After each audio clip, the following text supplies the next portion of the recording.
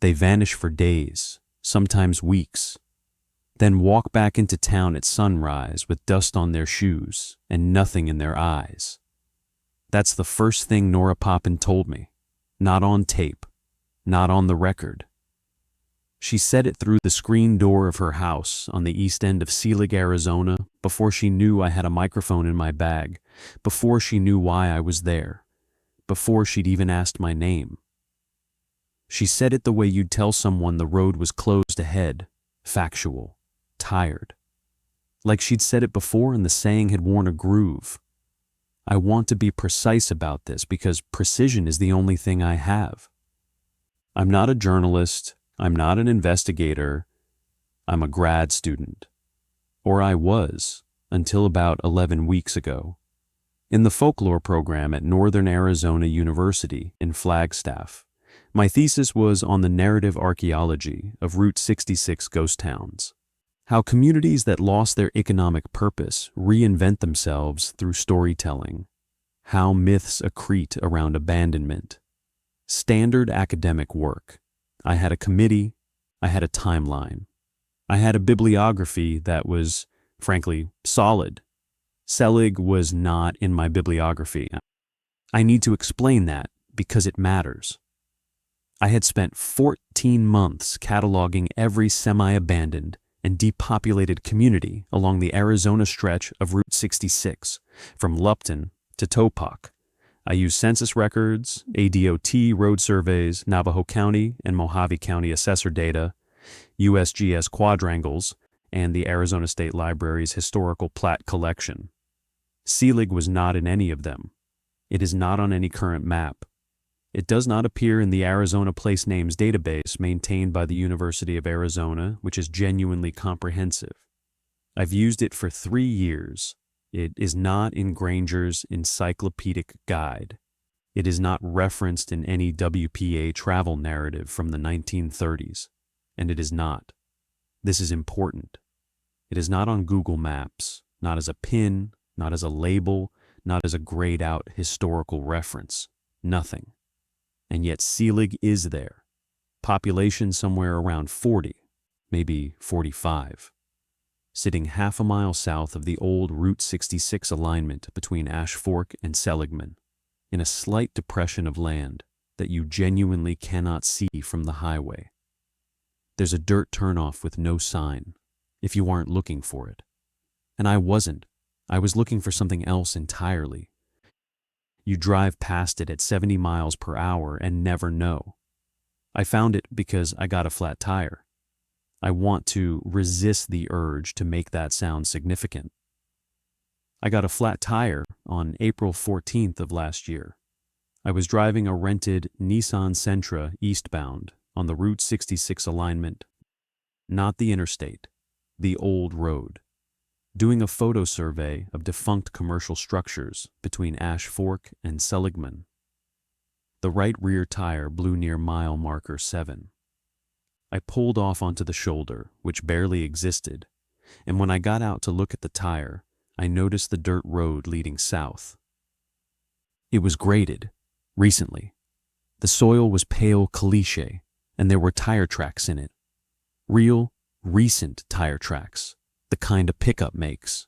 I could see structures maybe half a mile down the slope. A cluster of buildings, roof lines. I changed the tire first. I want that noted.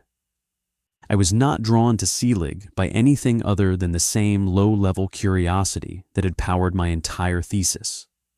I changed the tire, noted the GPS coordinates of the turnoff on my phone, and drove down. Selig is laid out like a lot of small Route 66-era service communities, a main road with structures on either side, a few cross streets that go 1 block deep at most, and then open desert. The buildings are a mix. Some are obvious mid-century, cinder block, flat roofs, the kind of gas station architecture that Arizona is full of. Others are older, adobe or something close to it. Thick-walled, small-windowed, in a style I associate more with the territorial period, 1880s or 1890s. There is a church. or what was a church, with a modest wooden steeple and no visible signage. There is a general store that is operational. I know this because its door was open, and I could see refrigerator light inside. There were people, not many. I saw 3 on the main road when I drove in. A man sitting on a bench outside the store. A woman sweeping the front step of one of the older houses. A boy, maybe 12, standing near a fence, watching my car. Nobody waved. Nobody moved toward me. In a town this small, a stranger's car is an event, but nobody reacted like it was an event. They watched the way you watch weather. I parked near the store. The man on the bench was maybe 65. Work shirt, jeans, boots with red dust on them. He looked at me for a while before he spoke. What he said was, "You looking for the hotel? There isn't one." I told him I was a student. I was studying Route 66 communities. I asked him the name of the town. Selig, he said. I asked him how to spell it. He spelled it. I asked if there was anyone I could talk to about the town's history. He thought about that for a long time, not performatively. He was genuinely considering it. Then he said, "You could talk to Nora. She's up that way, pink house." He pointed east. "She'll tell you whatever she wants to tell you." I thanked him. I asked his name. "Dale," he said. He didn't offer a last name. He also didn't ask mine. The walk to Nora Papen's house took 4 minutes. The town was quiet in a way that didn't feel empty. It felt deliberate, like the quiet in a hospital hallway at night. Not an absence of activity, but an activity of its own. Controlled stillness. I could hear the wind. I could hear a screen door somewhere, rhythmically tapping. Nothing else. No music. No engines. No dogs. Nora's house was pink, or had been. The color had faded to something closer to salmon, the way painted stucco does in desert sun. She was standing behind the screen door when I came up the walk, which means she saw me coming and chose to wait rather than come out. I introduced myself. I told her I was a folklore student. I told her I was interested in the town's history. And that's when she said it. They vanish for days, sometimes weeks, then walk back into town at sunrise with dust on their shoes and nothing in their eyes. I didn't respond right away because I didn't understand what she was telling me. I thought she was offering a piece of local color, a ghost story, the kind of thing people in small towns say to students with notebooks, because they know it's what we're looking for. I smiled. I asked if I could write that down. She looked at me for a long time through the screen. "You can write down whatever you want," she said, "but that's not a story. That's Tuesday." She let me in. Her house was clean and orderly and filled with the kind of mid-century furniture that people in academic circles would call vintage, and people in Selig would call what they've always had. She made coffee. She asked where I was from. I told her Flagstaff. She asked where I was really from. I said Syracuse, originally. She nodded like that explained something. Over the next 2 hours, Nora Papen told me the following. Selig was founded, or at least first occupied, in 1903 by a man named Walter Selig, who she described as a prospector and a liar. He was neither a miner nor a rancher, but he filed a mining claim on the land, built a structure, and began offering water and supplies to travelers on what was then the Beale Wagon Road alignment, which later became the National Old Trails Highway, which later became Route 66. The town grew slowly, the way those towns did. A few families, a store, a post office that operated from 1921 to 1967. When the interstate bypassed the old road in the late 1970s, Selig contracted. Most people left. Some stayed. Nora's family had been there since 1938. None of this was unusual. I had documented a dozen communities with nearly identical histories. What was unusual was what she said next. The first one was Carl Mody in 1979. Carl Mody was a rancher who lived alone about 2 miles south of Selig. In June of 1979, he drove his truck into town to buy feed, parked outside the store, went inside, and never came out. Nora was specific about this. She said the store owner at the time, a man named Holt Brecker, saw Carl come in, said hello, turned to get something from a shelf, and when he turned back, Carl was gone. His truck was still outside. His wallet was on the counter. Carl Mody was missing for 11 days. On the 12th morning, at sunrise, he walked back into Selig from the southeast, on foot, covered in dust, the fine, pale, calcium-white dust that you find in the dry washes east of town. His boots were worn through at the soles.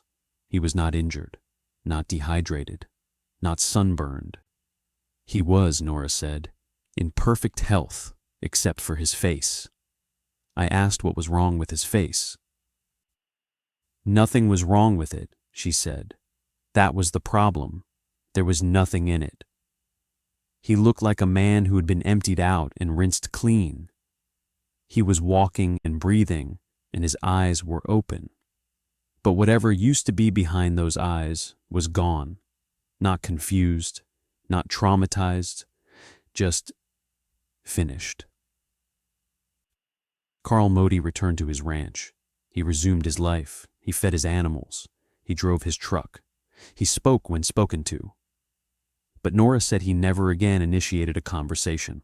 Not once. He lived until 2004 and died in his sleep. And in the 25 years between his return and his death, no one in Selig ever heard him volunteer a single sentence. I wrote this down. All of it. I was still thinking of it as folklore, an origin narrative for a local ghost story, exactly the kind of thing my thesis was built to analyze. The vanishing man, the empty return, the symbolic death in life. Classic motif. I had catalog numbers for it. Then Nora told me about the second one. Teresa Lund, 1986. A young woman, early 20s, who'd come through Selig on a cross-country road trip. Her car overheated. She walked to the store for water. She vanished from the shoulder of the main road in broad daylight. Her car sat there for 3 days before anyone thought to worry. People assumed she'd hitched a ride. On the 9th day, she walked into town from the southeast. Same direction, same dust, same sunrise, same blank, rinsed quality in her face. Teresa Lund did not leave Selig. She is still there. She lives in one of the older adobe houses on the south side of the main road. Nora told me this matter-of-factly. She's the one who sweeps, she said, and I realized that the woman I had seen sweeping when I drove in, the one who hadn't looked up, was Teresa Lund. She had been in Selig for 38 years. She had arrived as a passing traveler. She had never left. I stopped writing for a moment. Not because I was frightened. I wasn't yet. But because the structure of what Nora was telling me had shifted. This was not one story. It was a list. How many? I asked. Nora got up and went to a cabinet in the hallway. She came back with a composition notebook, the black and white marbled kind, and set it on the table. She opened it to the first page. There were names and dates written in a careful, small hand. Some entries were in pencil, some in pen. The earliest was Carl. Mody, June 1979, the most recent entry. I had to lean close to read it. It was dated February of last year. I counted the names. There were 19. 19 people over 45 years had vanished from or near Selig and returned on foot from the southeast at sunrise, coated in white dust, with the same emptied expression. I asked Nora if she'd reported any of this. To anyone, police, county, state. She gave me a look I'm still thinking about. It was not hostile. It was not guarded. It was the look you give someone who has asked a question so far from the reality you live in that you need a moment to remember that the question is possible. Reported what? She said. They come back. She was right, in a way that took me a long time to understand. The people were not missing. They returned. They were alive. They were uninjured. They resumed their lives, or approximations of their lives. From the perspective of any law enforcement or missing persons framework, there was no crime, no victim, no body, no complaint. The people who returned did not ask for help. They did not describe what happened. In most cases, they did not acknowledge that anything had happened. But they were different. Every single one of them was different in the same way. Nora's notebook documented this too. Each entry included a brief description of the person before and after. Before, talkative. After, speaks only when addressed. Before, restless, fidgety. After, still for hours. Before, insomniac. After, sleeps precisely 8 hours. Before, picky eater. After, eats whatever is placed in front of her, completely without comment. It was not that they became dysfunctional, it was the opposite. They became frictionless. Every source of individual irregularity, anxiety, preference, habit, aversion, was smoothed away. What returned was a person who could operate perfectly within a routine, but who generated no spontaneous behavior, no humming, no doodling, no swearing when they stubbed a toe. Nora used a phrase I wrote down verbatim. They come back like someone cleaned the house but took all the photographs off the walls. I spent the night in my car, parked near the store with Dale's permission. I told myself I was staying because the drive back to Flagstaff was long and it was getting dark. That was partially true. But mostly, I stayed because I had 19 names and dates in my notes, and I didn't know what to do with them. I didn't sleep well. The town was extraordinarily quiet after dark. No lights in most of the windows. No sound at all from about 10 o'clock onward. At some point in the night, I think around 3, I woke up because of the silence. That sounds paradoxical, but it's accurate. The silence became so complete that my ears started generating their own noise, that high-frequency ringing you get in anechoic chambers, and the ringing woke me. I lay in the back seat and stared at the ceiling of the Sentra and listened to nothing for a long time. In the morning, I drove back to Flagstaff. I intended to verify Nora's list. If these were real people, there would be records, even fragmentary ones, missing persons reports, even if later closed, vehicle registrations, news items. I started with Teresa Lund because she was the most verifiable, a young woman from out of state whose car was abandoned in a small Arizona town in 1986. I found her in 40 minutes. Teresa Ann Lund, born April 3, 1964, in Menominee, Wisconsin. She was reported missing by her parents on August 19, 1986, after she failed to arrive at a friend's home in Flagstaff. Her last known contact was a postcard mailed from Kingman, Arizona, dated August 11th. Her vehicle, a 1980 Toyota Corolla, was recovered by the Yavapai County Sheriff's Office on August 24, 1986, from the shoulder of a county road south of the old Route 66 alignment. The case was classified as a voluntary missing adult in 1989 and has remained open but inactive since. Teresa Lund's parents are both dead. Her sister, Karen Lund Bryce, lives in Eau Claire, Wisconsin. I know this because I found her. I debated for 2 days about whether to call her. I called her. Karen Lund Bryce is 67 years old. She has the careful, tired voice of a woman who has answered questions about her sister before and no longer expects the answers to lead anywhere. I told her I was a graduate student researching Route 66 communities. I told her I had found a reference to Teresa's case in county records. I asked if she knew anything about the circumstances of her sister's disappearance. She told me what she knew, which was mostly what I'd already found. Then she said something that made me put my pen down. Someone did call us, though. Once, in 1991, a woman. She said Teresa was alive and living in a small town in Arizona. She said Teresa was healthy. She said Teresa didn't want to be contacted. I asked if the caller identified herself. She said her name was Nora.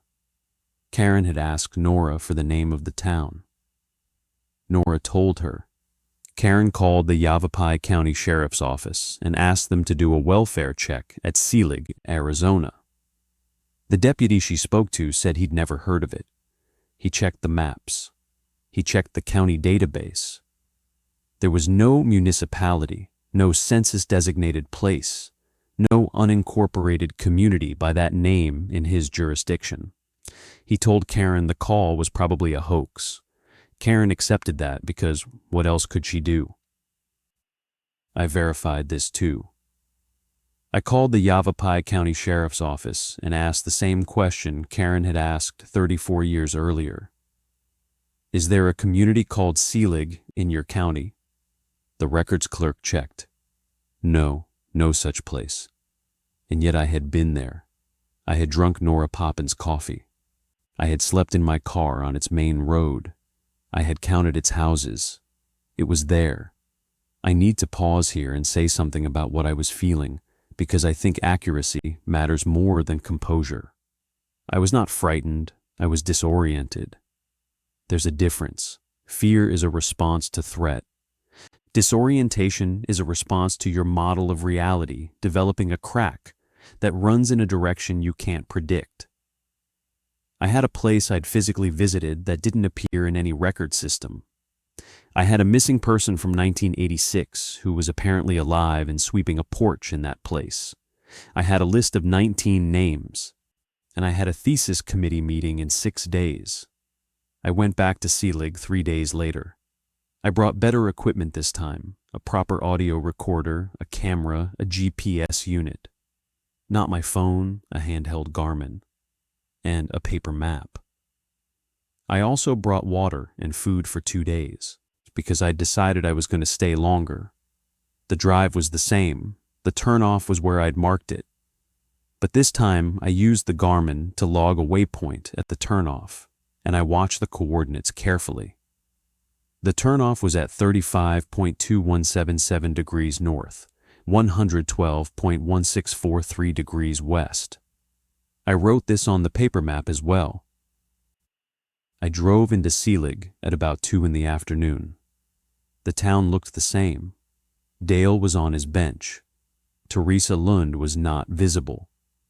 The boy I'd seen before was sitting on the steps of the church with a book. I went directly to Nora's house. She did not seem surprised to see me. She let me in without asking why I'd come back. I told her I'd verified Teresa Lund's identity. I told her about Karen Lund Bryce. I told her about the phone call she'd made in 1991. She nodded. I thought the family should know she was alive, she said. I didn't think about the rest of it. The rest of it. I asked her what she meant. The rest of it is that nobody can find us when they come looking. That's not new.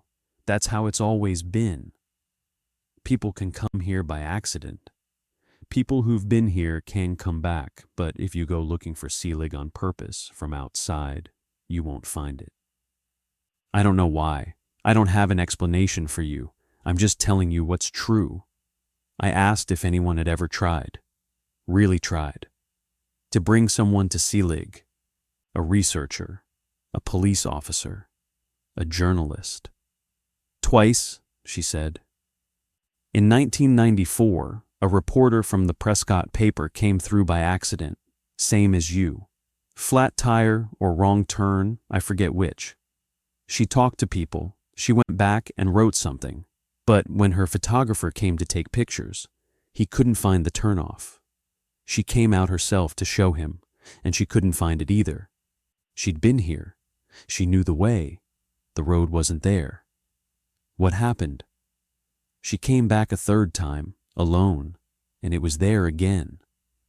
She decided she'd imagined the problem, but she never brought the photographer. I don't think she could have. The second attempt was in 2003.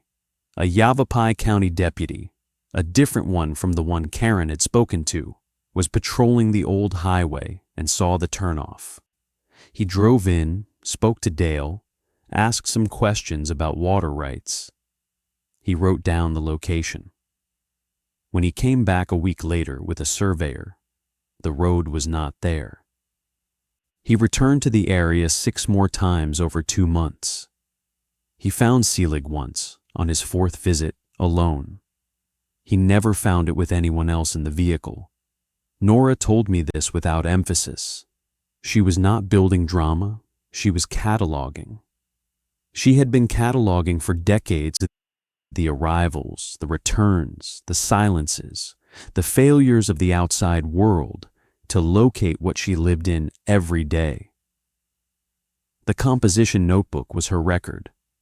She maintained it the way a weather observer maintains a log, not because anyone asked her to, but because someone should. I asked her if I could see the rest of the notebook. She let me. I'm going to list the 19 names because they're real to me now, and I think they should be said. Carl Mody, Teresa Lund, James Orrin Beath, Susan Kessler, Paul Whitebird, Denny Montoya, Arthur Clegg, Maria Elena Soto, Warren Hupp, Thomas Reyes, Chandra Dale, Frank Vossler, Becky Rowan Sayer, George Philip Tate, an unnamed hitchhiker Nora described as early 20s, male, dark hair, no ID, Annie Chen, Lucas Brandt, Roberto Pina, and the most recent, dated February 2024, 14 months before my first visit, a wee woman named Gail Morse. Of these 19, 14 are still in Selig. 5 are dead, of natural causes, in every case, at ages and from conditions consistent with normal mortality. All 5 are buried in a small plot behind the church. I have photographs of the markers. Of the 14 living, I personally spoke to 6 during my second visit. This is where I need to be careful, because what I observed in those conversations is the reason I'm speaking now, and it's also the reason my thesis committee is unlikely to ever hear any of this.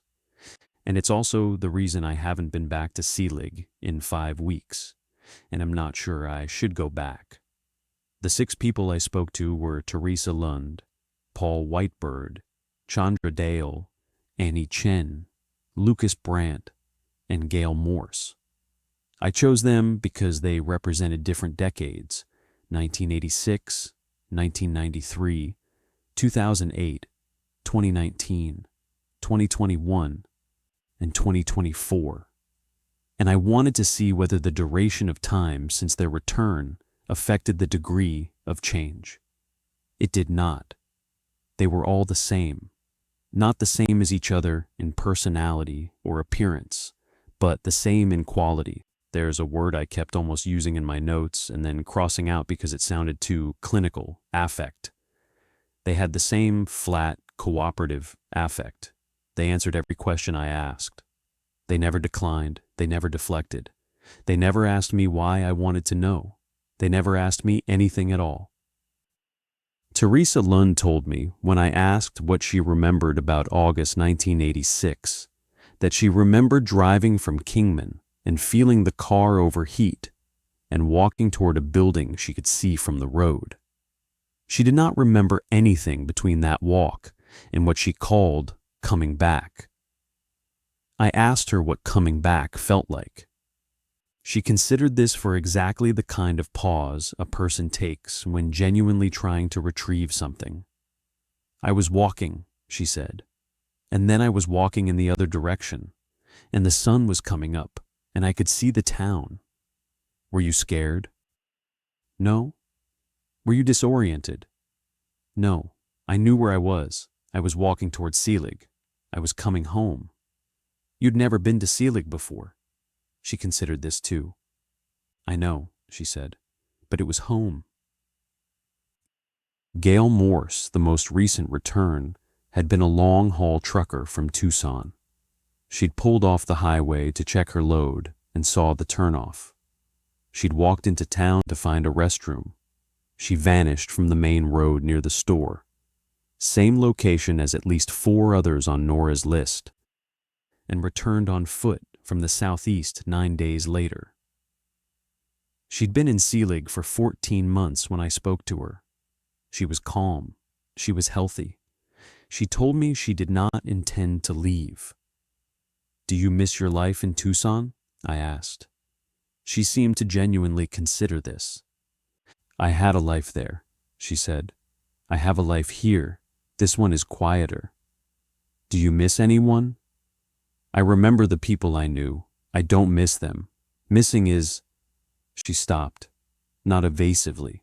She stopped the way you stop when you've reached the edge of your vocabulary for an experience. Missing is a pulling feeling, she said. I don't have that. I don't have pulling feelings anymore. That phrase stayed with me. I don't have pulling feelings anymore. It was the most precise description any of them gave, and I think it's the key to what's happening, though I don't know what door it opens. I don't have pulling feelings anymore. I spent that night in Selig too. Same arrangement. My car near the store. This time I stayed awake until midnight on purpose, sitting in a folding chair Dale lent me, watching the town. At around 11:15, I saw something I haven't told anyone about until now. 3 of the returned residents. I couldn't identify them in the dark, but I could see 3 figures. Came out of their houses and walked to the east end of the main road. They stood there, facing southeast, for approximately 20 minutes. They did not speak to each other. They did not move. They stood the way people stand at an airport gate when they're watching for someone on an arriving flight. Still, attentive, patient. Then they went home. In the morning, I asked Nora about it. She was not surprised. They do that, she said. Most nights, not all of them. Usually 3 or 4. They go to the east end of town and they stand for a while and then they come back. What are they doing? I think they're waiting. For what? She looked at me with that same expression. Not guarded, not evasive, but calculated. She was deciding what to tell me. Not because she was hiding something, I think, but because she was trying to determine whether what she believed would survive being said out loud to someone from a university. I think they're waiting for the next one, she said. I think they know when someone is coming, the way you'd know a bus was due. I asked her how she knew this. Because they did it before Gail came, 3 nights before she walked in. 4 of them went to the east end of town and stood there, every night, 3 nights. And on the 4th morning, there was Gail, walking in at sunrise. I went back to Flagstaff that afternoon. I sat in my apartment for 3 days with my notes and my recordings and the GPS coordinates and the photographs, and I tried to figure out what I had. What I had was this: a town that verifiably exists at specific coordinates, but does not appear in any municipal, county, state, or federal record system. A population of approximately 40, of whom at least 14 are people who vanished from or near the town and returned on foot with a permanently altered psychological profile.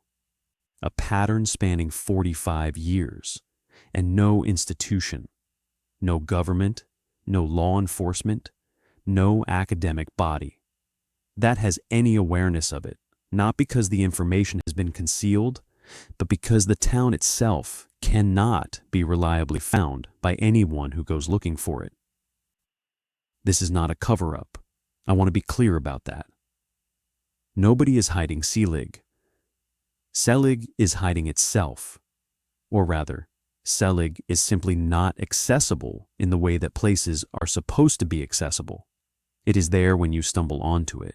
It is not there when you navigate to it. This is a physical fact I have verified personally. 3 weeks after my second visit, I drove back to the exact GPS coordinates: 35.2177 degrees north, 112.1643 degrees west.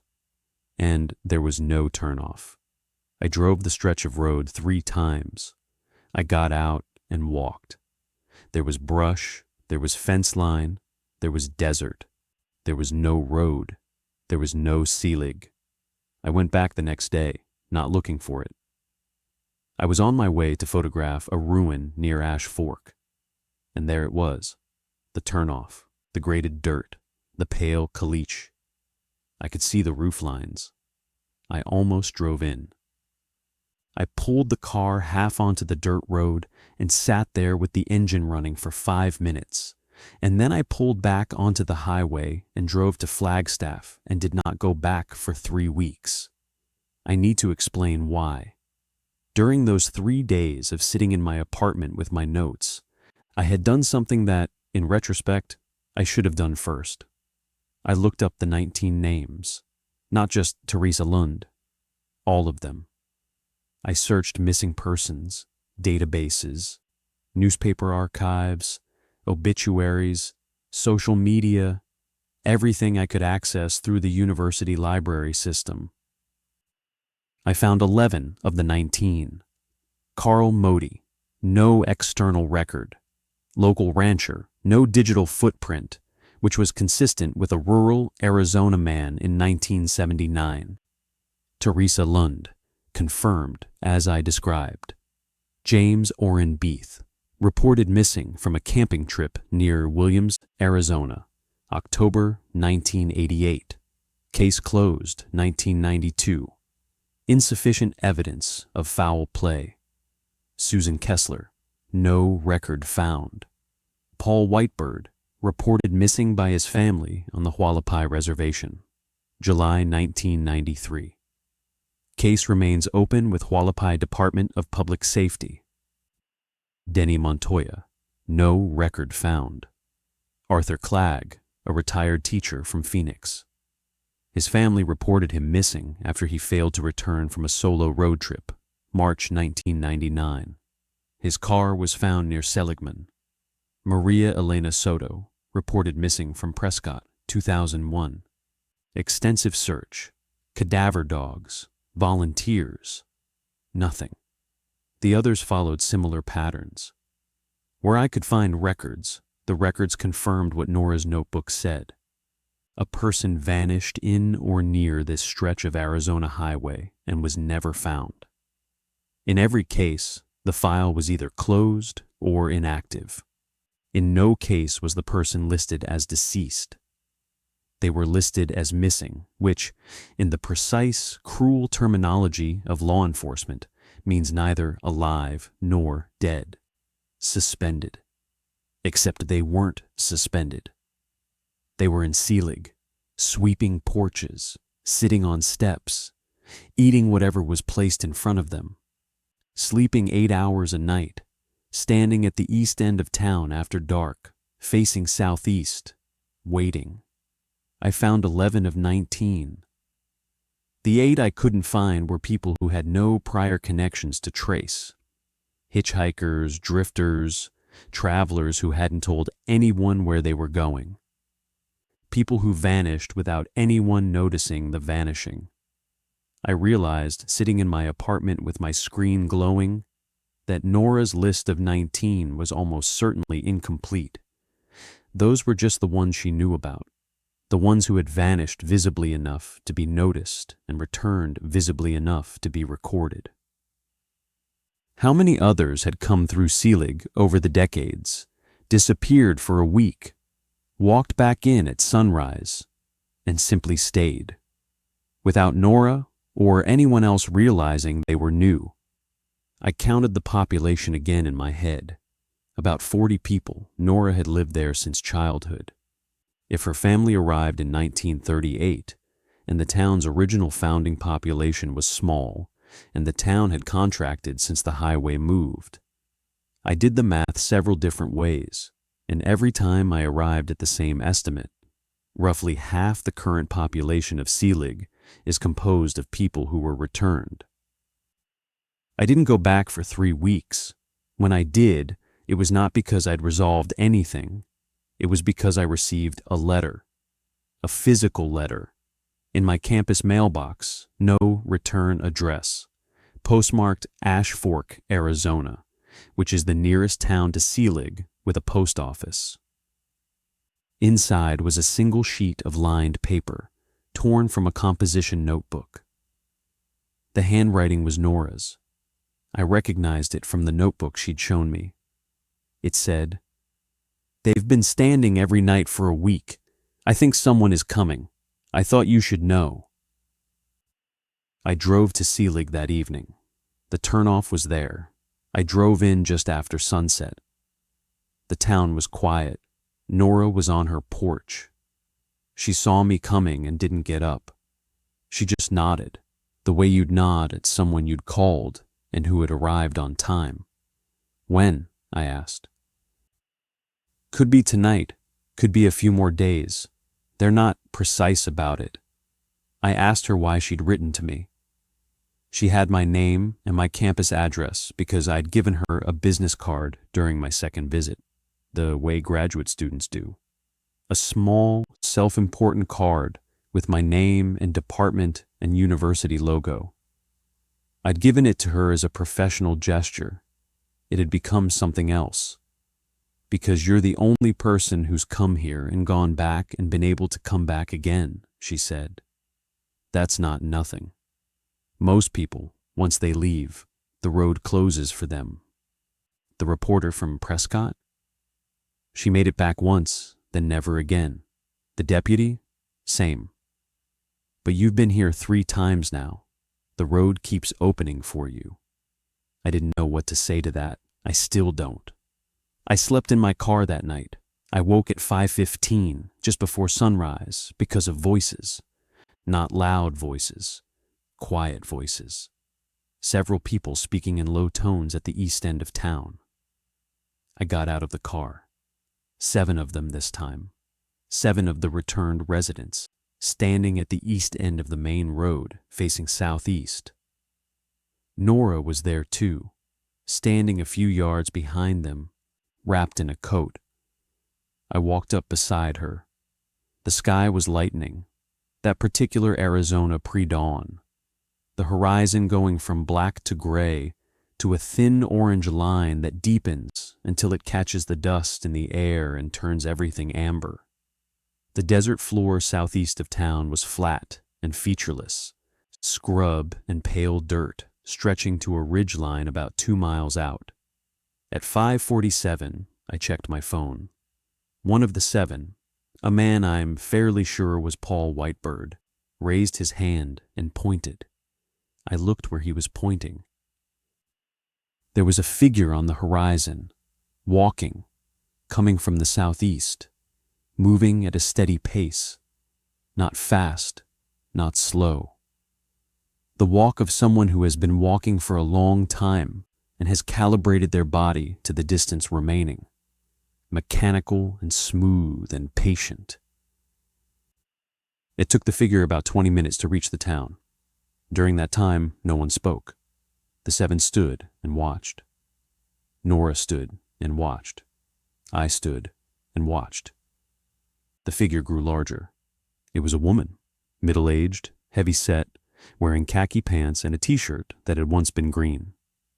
Her shoes were coated in white dust. The same white caliche dust Nora had described on every single person who had ever walked back in. She reached the edge of town. She didn't stop. She walked past the 7 returned residents the way you'd walk past people you expected to be there. She walked down the main road, past the store, past Dale's bench, past the church. She walked to one of the older adobe houses on the south side, a house I had noticed on my first visit because its windows were dark and its door was closed, and it had seemed empty. And she went inside. She closed the door behind her. The 7 lowered their hands. They dispersed to their houses. Nora and I stood in the road. "Who was she?" I asked. "I don't know yet. I'll find out. She'll tell me her name if I ask. They always do." "Where did she come from?" "Same place they all come from. Out there." She gestured southeast. "Somewhere past the ridge. I've never gone past the ridge. Neither has anyone else who lives here full time." "Why not?" She looked at me. "Because we don't come back," she said. "Not the way they do. If I went out there and something happened to me, I'd just be a missing woman in the desert. They're the ones who get to come back. We're the ones who get to wait." I left that morning. I drove back to Flagstaff. I parked in my apartment's lot and sat in the car for an hour. I think I was trying to reconstruct my sense of how the world worked, and I was finding that the reconstruction didn't hold. Over the following weeks, I made several attempts to bring evidence of Selig's existence to someone who could act on it. I want to be honest about these attempts because their failure is not the kind of failure I expected. It is not that I was disbelieved. It is not that I was stonewalled. It is that the information when I presented it failed to stick. People listened, nodded, expressed interest, and then did not follow up. My thesis advisor read a summary of my findings and said, "This is interesting material, but I think you're getting a little far from the folklore angle. Maybe rein it back in." A friend in the journalism program said she'd love to come see the town, and then forgot she'd said it. Twice. I reminded her both times. The third time I brought it up, she said, "What town?" I don't think they were being evasive. I think Selig has a quality, and I don't know how to say this in a way that sounds rational. A quality that makes it difficult to hold in your mind if you haven't been there. The information slides off. You hear it, and it fails to grip. It's like trying to remember a dream in the afternoon. You know you had it.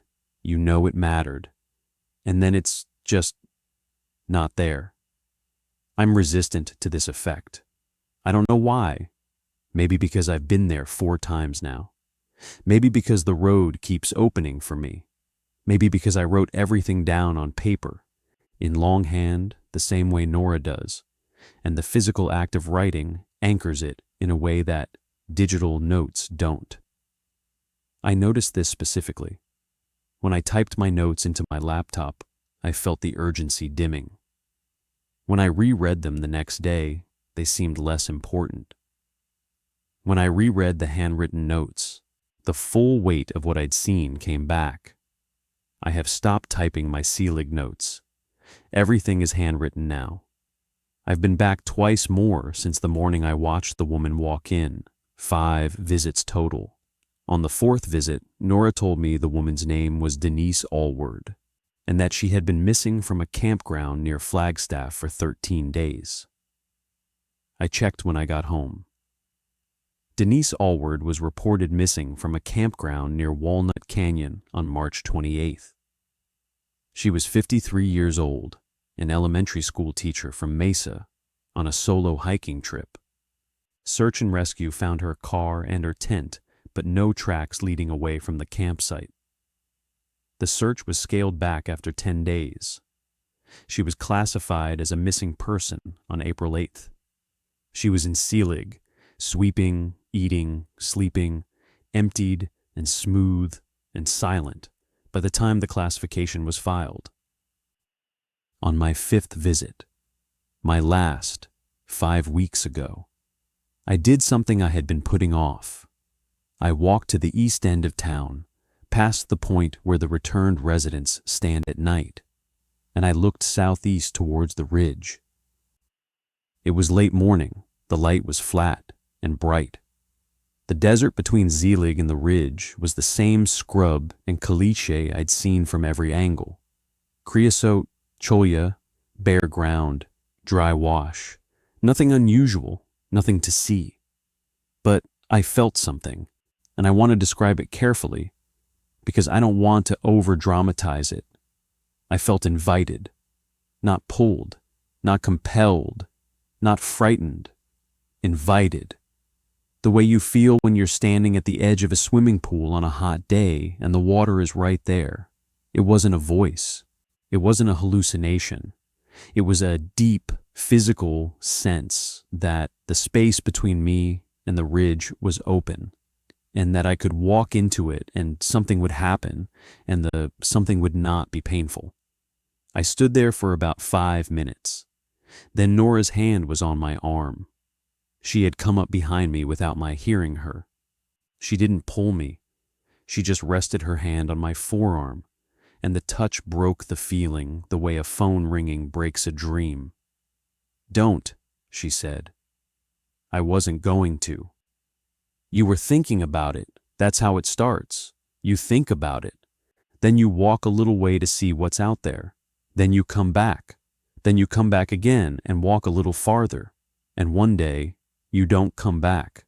Not for 9 days, not for 11. And when you do, the photographs are gone from the walls." I looked at her. She was crying. Not dramatically.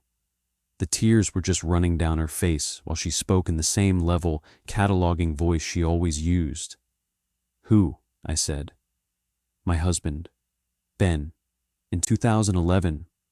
She hadn't told me. In all the hours we'd spoken, in all the names in the notebook, she had not told me that her husband was one of the 19. I looked back at the notebook later. B. Papen, November 2011. 72 hours missing. Returned at sunrise. The entry was in a different pen than the ones before and after it, and the handwriting was slightly less steady. But the format was the same. She had maintained the format, even for him. "Where is he now?" I asked. "In the house, in the back bedroom. He reads, he eats, he sleeps. He says my name when I come in the room. He doesn't say it when I leave. I left Selig that afternoon, and I haven't been back." That was 5 weeks ago. Here is what I know. I know that Selig exists at coordinates I can identify, in a physical landscape I can describe, populated by people I can name. I know that it is not findable by anyone who goes looking for it, and that it opens only for accident and for return. I know that something southeast of the town, past a ridgeline I have not crossed, takes people for a period of days and returns them altered, fundamentally, uniformly altered, in a way that removes not their function, but their interiority, their capacity for want, their ability to miss things, their pulling feelings. I know that the returned residents stand at the edge of town each night, facing the direction they came from, and that they know when the next one is coming before the next one knows themselves. And I know that the town's only chronicler is an 81-year-old woman with a composition notebook who has watched her husband, her neighbors, and 24 strangers walk in from the desert with the same clean, empty expression, and who has written each one down in the same steady hand, and who is waiting not for it to stop, because she does not believe it will stop, but for someone to read the list and hold it in their mind long enough for it to matter. I'm that person, maybe. Or maybe I'm just the next in a series of people who thought they were that person and then let it slip away. The journalist from Prescott, the deputy from Yavapai, the sister in Wisconsin who called and was told there was no such place. They all had the information. They all let it go, or it let them go. The grip loosened and the dream faded, and Selig sank back into the space between the highway and the ridge where nobody is looking. I'm writing this down, by hand, on paper, because I have noticed over the past 5 weeks that my memory of Selig has not faded the way it should. I wake up in the morning and the names are still there. I close my eyes and I can see Nora's kitchen, the composition notebook, the coffee mug with the chipped handle. I can see the 7 figures standing in the dark. I can see the woman walking in from the southeast, steady and patient and coated in white dust, and I can see the empty house waiting for her with its door already open. The road is still there for me. I know it. I drove past the area 3 days ago on the way to a meeting, and I saw the turnoff. I didn't look directly at it, but I saw it in my peripheral vision, the way you see a person watching you from across a room. And last night, last night I woke at 3 in the morning and went to the window and faced southeast. I stood there for about 15 minutes. I was not confused.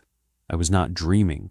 I was standing and facing southeast, and I was feeling, very clearly, very calmly, that someone was coming, that something was due, that the bus was on its way and my job was to be ready. I went back to bed. I wrote this down. I don't have pulling feelings about most things anymore. My thesis feels thin. My committee meeting feels remote. My apartment feels like a place I'm staying temporarily.